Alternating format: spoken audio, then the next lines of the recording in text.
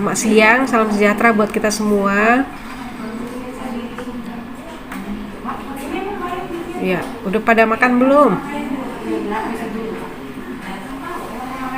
Iya. Kenapa?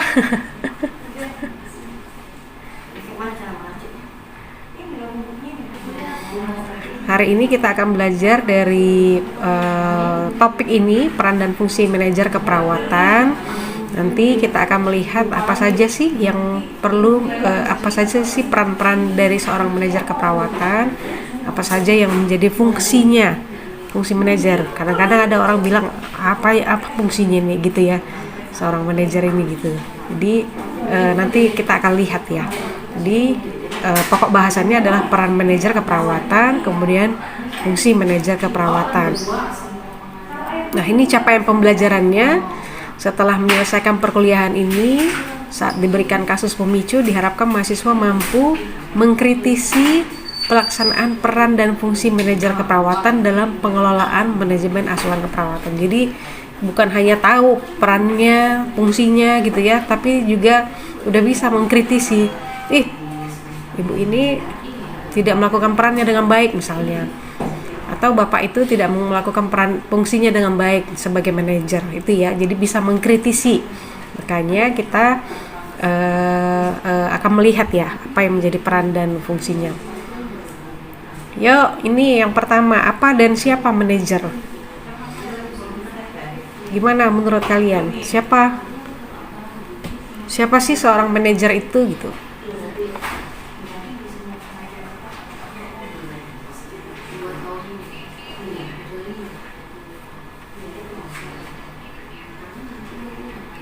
Yuk, bisa brainstorming, siapa aja bisa ngomong. Menurut kalian apa? Dan siapa sih manajer itu gitu kan? Kan biasanya kita sering jumpa ya. Kalau misalnya yang katakanlah kalau lagi nonton gitu ya. Bukan lagi nonton, lagi makan di resto, terus nggak puas gitu kan. Terus ditanya, siapa sih manajer kamu gitu. Siapa sih atasan kamu gitu. Jadi atasan atau manajer itu sering ditanya. Menurut kalian siapa sih manajer ini? Apa tugasnya gitu? Silakan yuk. Siapa aja bisa? Sebelum ibu panggil namanya.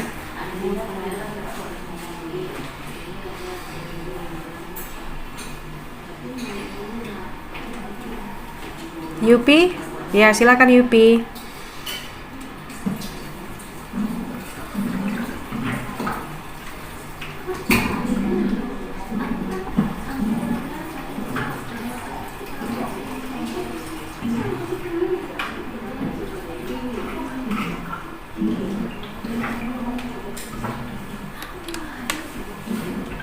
Manajer itu mereka yang mengatur orang-orang yang masuk atau keluar di rumah sakit tersebut. Terima kasih. Ya, ada yang mau menambahkan?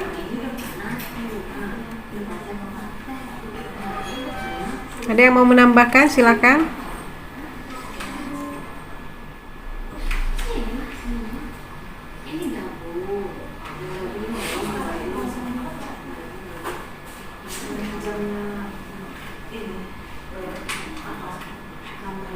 Saya, Bu. Siapa itu? Alvina ya. Silakan Alvina.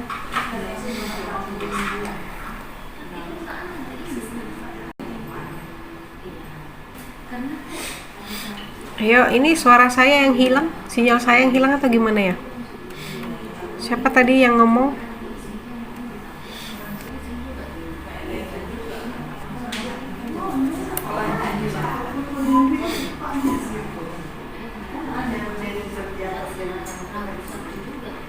Halo.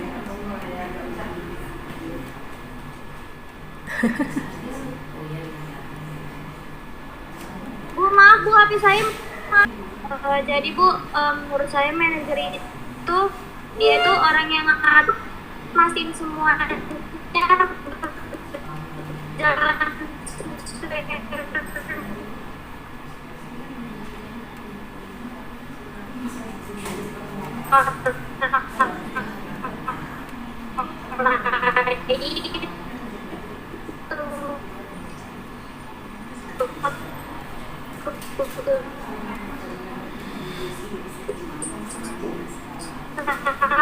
dan tulisan strategi atau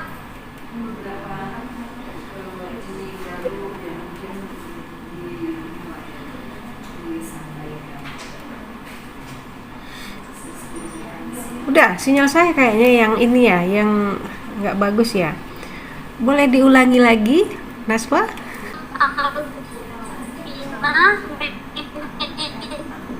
dari itu dia itu orang yang ngatur dan melakukan semua rencana itu berjalan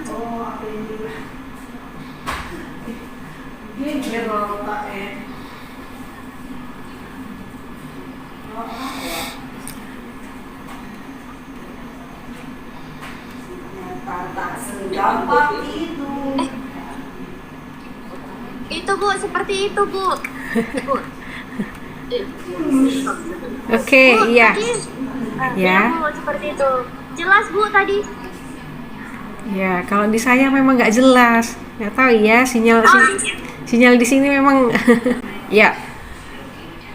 Itulah ya, seorang manajer disebut sebagai seorang pengelola gitu tadi ya. Iya Bu, yang mengatur. Yang mengatur. Yang mengelola. Ya, betul.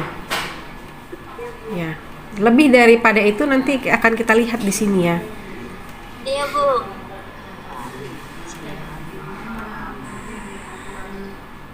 Ya. Nah, nih, seorang manajer keperawatan memiliki peran sentral dalam memastikan kelancaran operasional dan kualitas pelayanan di unit keperawatan. Tanggung jawab manajer keperawatan mencakup aspek manajerial, klinis, dan edukasi yang semuanya berorientasi pada kesejahteraan pasien, staf, dan keberhasilan organisasi. Jadi, seorang manajer itu tidak hanya bisa memimpin gitu ya, mengelola gitu ya, mengatur, tapi juga dia harus pintar secara klinisi. Ya. Tetap harus bisa nginfus, tetap harus bisa pasang kateter, bisa pasang macam-macam lah gitu ya. Kemudian dia juga harus bisa melakukan edukasi dengan kemampuan mengedukasi gitu ya. Jadi seorang manajer keperawatan juga harus mampu melakukan edukasi ya, sehingga dia bisa mengarahkan, misalnya nanti ada staf yang tidak melakukan edukasi gitu ya, atau yang mungkin hanya sedikit edukasi yang diberikannya, maka disinilah seorang manajer akan muncul. Ya, dia akan muncul sebagai seseorang yang mengarahkan supaya si anggotanya melakukan edukasi misalnya. Dan kesemuanya ini berorientasi pada kesejahteraan pasien, terutama pasien. Kalau kita belajar akreditasi rumah sakit biasanya gitu. Akreditasi rumah sakit, akreditasi puskesmas, senternya adalah pasien. Tapi ada juga untuk kesejahteraan staf dan untuk keberhasilan organisasi. Oke. Kita lanjut lagi. Itulah seorang manajer ya. Nggak hanya bisa mengatur,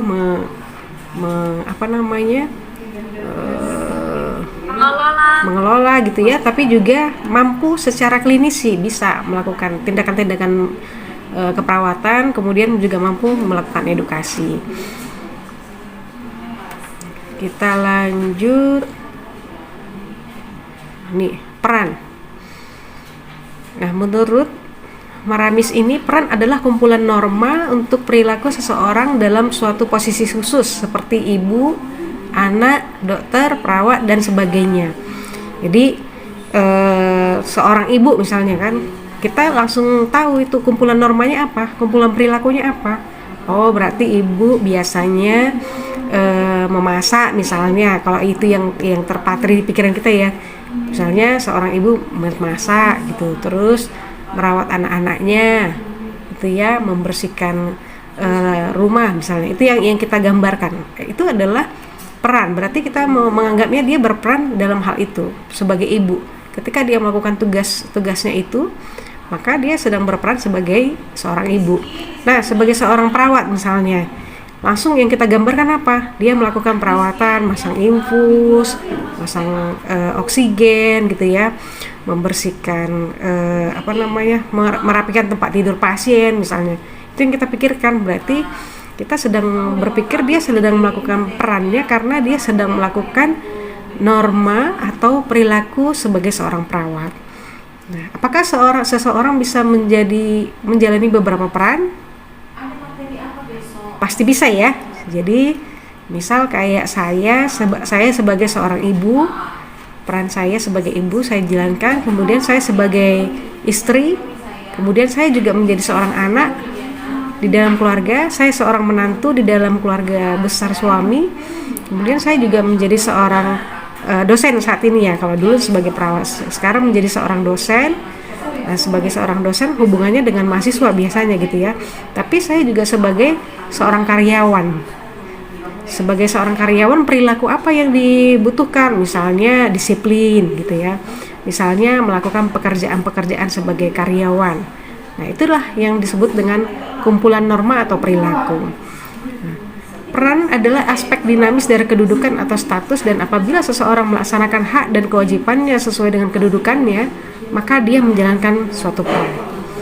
Artinya apa? Bahwa peran ini bersifat dinamis. Dinamis artinya bergerak terus-menerus gitu ya. Ada perubahan-perubahan terus-menerus yang akan dilakonkan gitu. Makanya kedudukan seseorang kadang-kadang bisa berubah gitu ya, untuk hal-hal yang nggak bisa diubah seperti seorang ibu, seorang anak gitu, nggak bisa diubah. Tapi misalnya ketika berubah dari seorang seorang manajer misalnya menjadi seorang anggota staf biasa, nah itu berarti berubah posisinya atau kedudukannya, dan dikatakan dia menjalankan perannya kalau dia melaksanakan hak dan kewajibannya gitu ya. Jadi misalnya ibu sebagai dosen tidak melakukan kewajiban saya untuk mengajar, maka akan dikatakan lah ibu Martalina Siahaan tidak melakukan perannya sebagai dosen misalnya. Itu ya. Kalian sebagai mahasiswa tidak mengerjakan tugas misalnya, maka ibu bisa katakan tidak menjalankan peran sebagai seorang mahasiswa gitu ya. Jadi peran itu adalah kumpulan norma atau perilaku seseorang dan biasanya bersifat dinamis. Nah, nanti bagaimana dengan seorang manajer? Ini ya.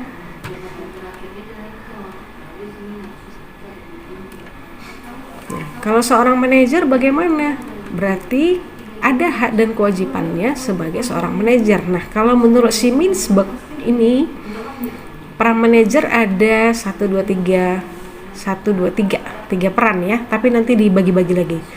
Ya, secara formal authority dan secara status, maka perannya adalah interpersonal roles, bisa sebagai figurehead, bisa sebagai leader, bisa sebagai liaison, kemudian informational role, bisa sebagai seorang monitor, sebagai seorang diseminator, kemudian sebagai spokesman, dan untuk peran decisional rules nanti ada seorang entrepreneur sebagai disturbance handler, kemudian resource allocator dan negotiator. Nah, itu yang menjadi peran manajer. Banyak ya. Ini 3, 4, ada 10. Ada peran manajer. Kalau ada yang sedang bermimpi gitu ya, bisa berharap akan menjadi manajer nanti setelah menjadi keluar dari Inkasumut ya, amin gitu ya. Ya, maka harus menanamkan ini dalam pikirannya. Yang pertama, interpersonal rules itu artinya hubungan interpersonal, jadi kontak antar pribadi yang sifatnya seremonial dan simbolis. Itulah perannya. Ketika ada acara-acara misalnya, maka dia muncul sebagai figurehead role, sebagai pimpinan gitu. Sebagai pimpinan dia diminta untuk ngomong gitu misalnya, atau membuka acara gitu ya. Nah, disinilah dia muncul. Atau sebagai kalau misalnya ada tuntutan gitu ya, maka dia menjalankan tugasnya secara seorang yang bertanggung jawab gitu ya, berhubungan dengan hukum, bisa juga sosial simbolis, seremonial, acara-acara kegiatan dia hadir, dia sebagai pimpinan. Kemudian sebagai leader role, leader artinya memimpin gitu ya, memimpin, maka ini dalam hubungannya dengan karyawan ya, dia memimpin karyawannya supaya melakukan tugas dan tanggung jawab karyawan tersebut. Jadi bisa dalam hal memotivasi, bisa dalam hal mengawasi kemajuannya. Si A masuk tahun 2010 misalnya, sampai tahun 2020 ini kok kayaknya dia belum ada sertifikasi gitu ya, atau belum ada pelatihan, maka ya kita promosikan nanti misalnya. Nah inilah muncul juga peran promosi, ya, peran promosi ya, mengawasi kemajuan, kemudian mendorong perkembangannya serta menyeimbangkan efektivitas. Jadi seorang manajer itu tidak hanya seorang yang mengelola, tapi dia juga harus mengupayakan supaya stafnya menjadi seorang yang maju gitu ya. Nah, untuk liaison role, dia memelihara jejaring dengan kontak di luar unit. Jadi membuat jejaring gitulah ya, membuat jejaring dengan di luar institusinya, sehingga liaison role ini adalah akan terjadi pertukaran informasi. Kemarin di rumah sakit kalian ada pelatihannya gitu misalnya, bisa saya minta nomor kontak ibu yang melatih itu misalnya. Itu contoh pertukaran informasinya gitu ya, atau informasi-informasi lain yang penting yang bisa digunakan untuk institusi. Nah, itu informasi, asal katanya informasi gitu ya. Dia adalah sebagai penerima, pengumpul, dan penyebar informasi. Dalam hal ini, peran sebagai penerima, pengumpul, dan penyebar informasi ini dia melakukan monitor role gitu ya, mencari informasi internal, eksternal ya, yang dapat mempengaruhi perusahaan. Jadi termasuk dia menilai operasi internal sudah bagaimana, apakah berjalan dengan seharusnya, apakah ada masalah-masalah gitu ya. Kemudian keberhasilan departemen atau ruangan-ruangan, dan masalah dan peluang yang mungkin timbul. Dia cari semua informasi. Istilah kalau di politik istilahnya belusukan gitu ya. Dia jalan gitu ya. Nah, sebagai seorang manajer harus ya selalu bersinggungan dengan bawahan gitu ya. Kemudian sebagai disseminator role, dia mentransmisikan informasi secara internal yang diperoleh dari sumber internal atau eksternal. Jadi setiap informasi yang sedang dia bagikan gitu, diseminasikan, dia bagikan informasi, maka dia berperan sebagai disseminator role dalam hal informational role ini. Yang terakhir, spokesman atau juru bicara, dia mengirimkan informasi tentang organisasi kepada orang lain. Jadi seperti tadi misalnya ada butuh pertanggungjawaban gitu kan dari rumah sakit X, kepala keperawatannya siapa gitu ya. Nah dia sedang berperan sebagai juru bicara ya, mengirimkan informasi tentang organisasi kepada orang luar.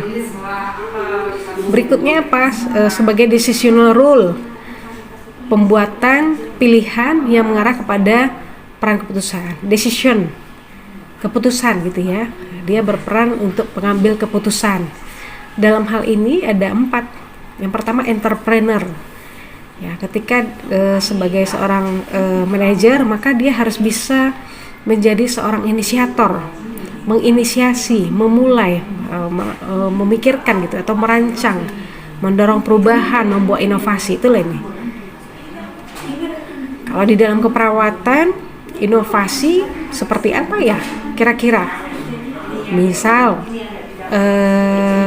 kita menemukan banyak kasus infusnya cepat bengkak, cepat sakit misalnya, ya kan? Makanya kita sebagai seorang manajer memikirkan apa ya yang perlu dirancang ya, apa ya yang perlu diubah ya gitu. Untuk peran manajer ini ada yang mau ditanyakan atau didiskusikan, silahkan.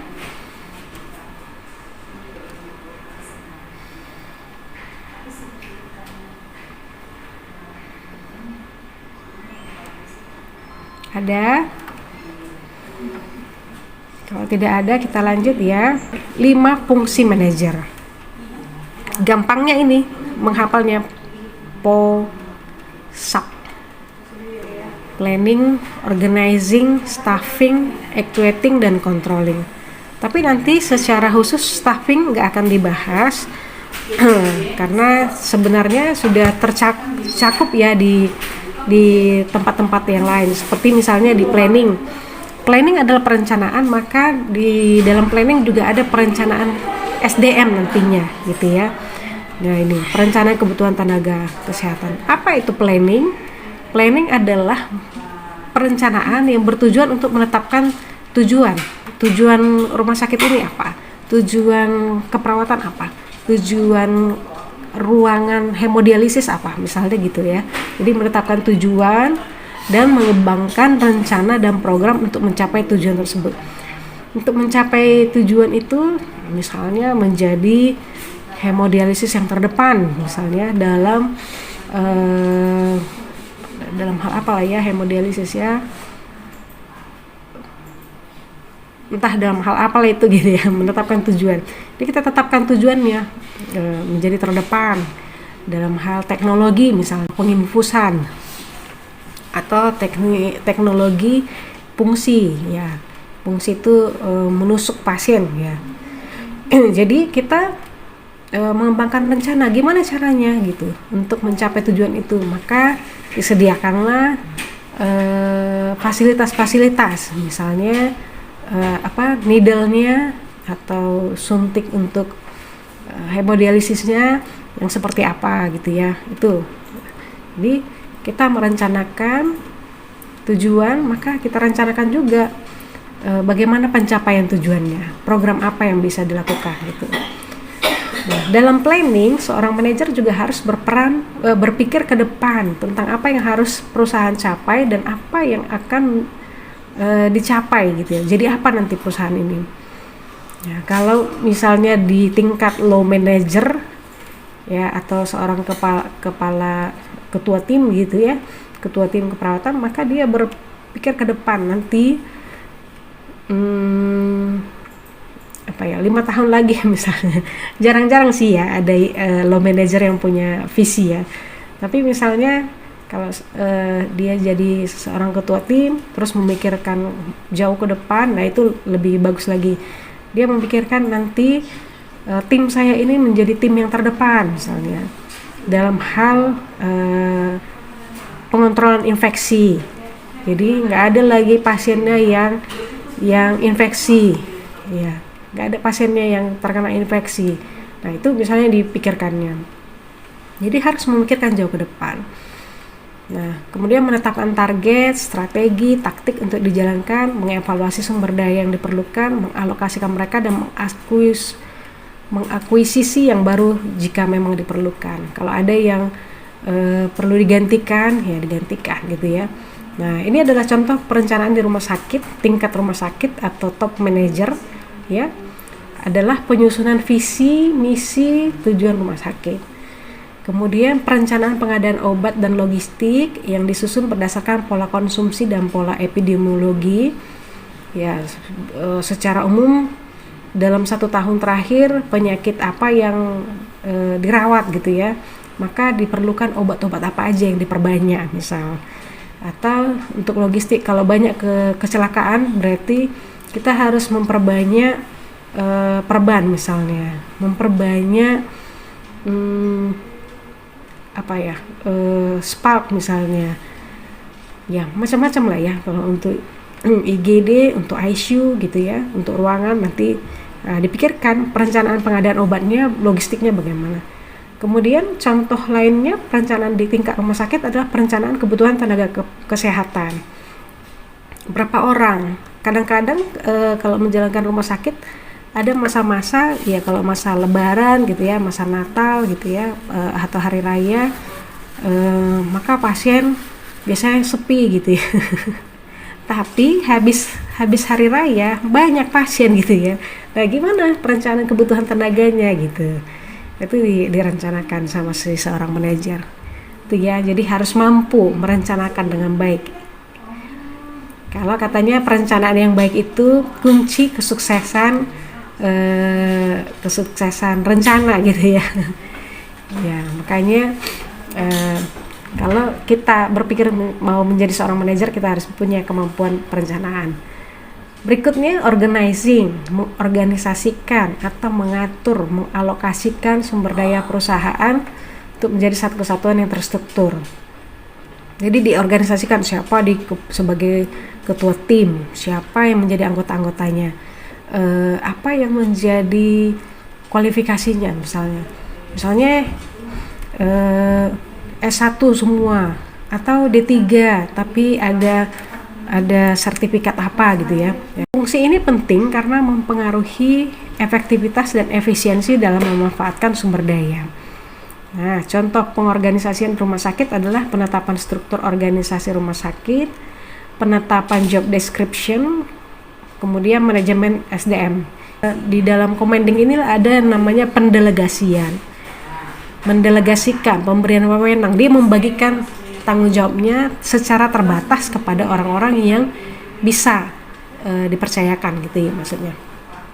Nah, yang terakhir adalah fungsi controlling, POSAC tadi ya, POSAC ya, ini C ini controlling. Ini bagian evaluasi, controlling, mengontrol dengan cara apa? Mengevaluasi. Oke. Sampai di sini ada yang mau didiskusikan? Silakan. Ada? Nah, ini adalah contoh penelitian yang bisa kita lihat berkaitan dengan peran dan fungsi. Nah, hubungan peran dan fungsi manajemen kepala ruangan dengan keberhasilan pelaksanaan program pengendalian infeksi nosokomial. Jadi, Anda sebagai seorang manajer diminta untuk mengurangi pengeluaran termasuk biaya lembur. Jangan ada perawat yang lembur katanya. Ya kan? Terus tidak ada lampu hijau untuk penambahan staf dalam waktu dekat. Nah, gini ya. Bagaimana Anda akan menjalankan peran dan fungsi Anda dalam kasus tersebut? Diskusikan dalam kelompok dan berikan argumen kelompok menggunakan teori dan buatkan dalam lembar kerja paper kumpul minggu depan. Oke, sampai di sini ada yang mau didiskusikan? Ada? Apa tadi yang menjadi peran dan fungsi perawat? Ada yang mau mengulang? Silakan.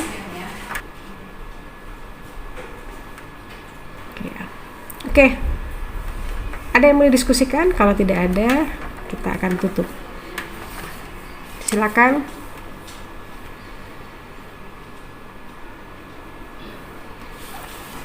Baik, Ibu harap sudah pada mengerti ya. Jadi demikian untuk perkuliahan tentang peran dan fungsi manajer. Jangan lupa dikerjakan tugasnya.